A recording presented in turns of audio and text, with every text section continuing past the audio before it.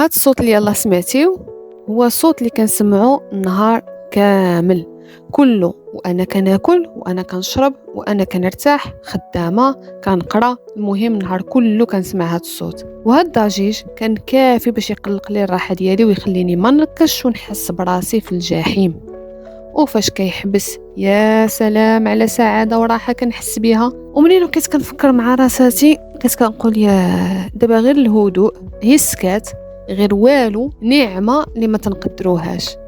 وبقيت كنفكر بان شحال من واحد دابا كيسمع نفس هذا الصوت او لا، يعني صوت اللي هو اكثر رعبا من هذا الصوت هذا اللي بالنسبه له كيعني المجهول، كيعني بانه يقدر يعيش يقدر يموت، كيعني بانه ما كاينش مستقبل. زائد انا بالنسبه ليا كاينين دي طرافو عارفاهم فوقاش بداو وعارفاهم فوقاش غيساليو، يعني عارفه راسي بان كاينه واحد المده محدده وما غيبقاش هاد الضجيج وانا غنرتاح.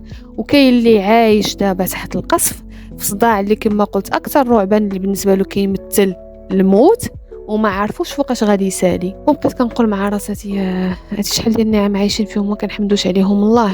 المهم بغيت نفكر راسي ونفكركم بان خاصنا نحمدوا الله على اي حاجه، حتى السكات، حتى الهدوء، حتى انه ما يكونش الصداع في حد ذاته راه نعمه.